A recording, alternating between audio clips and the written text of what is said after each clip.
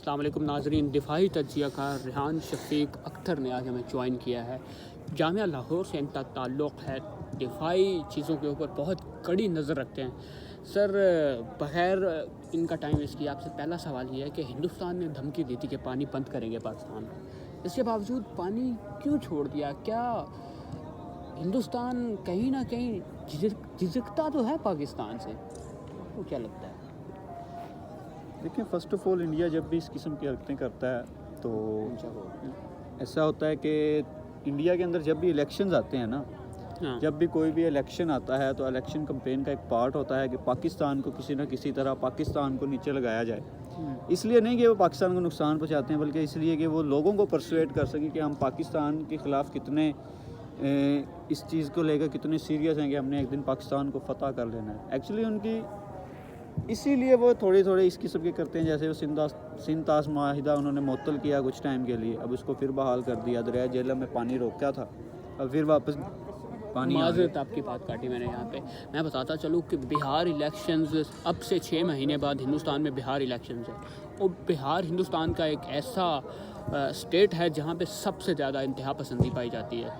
मैं ये बात अपनी तरफ से नहीं कह रहा, ये गूगल प्रूव्ड बात है, क्योंकि बिहार का लिटरेसी रेट बहुत कम है, जिसकी वजह से वहाँ पे ये हादसात एंटी मुस्लिम जो प्रोटेस्ट वगैरह पहले भी होते रहते हैं, तो ये कोई नई बात नहीं है। तो इसलिए ये बात बचा है कि हिंदुस्तान ये पब्लिक परसुएशन के लिए एक्चुअली सारी चीज़ें वो करता है हिंदुस्तान। और मोदी सरकार का तो एजेंडा ही, उसका तो एम ही ये रहा है कि वो किसी ना किसी तरह मुसलमानों को नुकसान पहुंचाता रहे। इसी चीज़ से इंडियंस खुश होते रहते हैं, उसको वोट देते रहते हैं। तो जब ये चीज़ कम होने लगती है और इलेक्शन का वक्त आ जाए तो इस तरह का प्रोपेगेंडा मोदी सरकार की तरफ से, RSS RJP की तरफ से ये चीज़ें होना शुरू हो जाती है। जैसे एक बार बॉर्डर पे फायरिंग करके इलेक्शंस जीत लिए, इसी तो अगली बार जब आप ये करोगे तो पब्लिक को लगेगा सब स्क्रिप्टेड है, क्योंकि हर बार बॉर्डर पे फायरिंग करके इलेक्शन जीते हैं। अब थोड़ा सा वो जेन्युइनली चीज़ों के ऊपर आते हैं, वो पानी बंद करते हैं, जो एग्रीमेंट्स हुए होते हैं उनको मुअत्तल कर देते हैं, उनको डिस्क्वालीफाई कर देते हैं। तो ये चीज़ें इंडिया हमेशा से करता रहा, लेकिन पाकिस्तान को इस चीज़ का कभी कोई खौफ नहीं रहा। आज हमला कर दे, हम तो गज़वा खैबर के लिए तैयार बैठे हैं। हम तो अभी दिल्ली पे अपना पाकिस्तान का परचम लहराने को तैयार बैठे हैं। करें हमला, हम तैयार हैं। लेकिन एक बात मैं आपको यहाँ पे बताता चलूँ कि पाकिस्तान ने आज से पहले कभी भी इतना ज़्यादा रिएक्ट नहीं किया हिंदुस्तान को, इतना हार्श रिएक्ट नहीं किया। पाकिस्तान कभी भी इस तरह से बॉर्डर्स बंद नहीं करता था पहले, इस बार बॉर्डर बंद कर दिए हैं।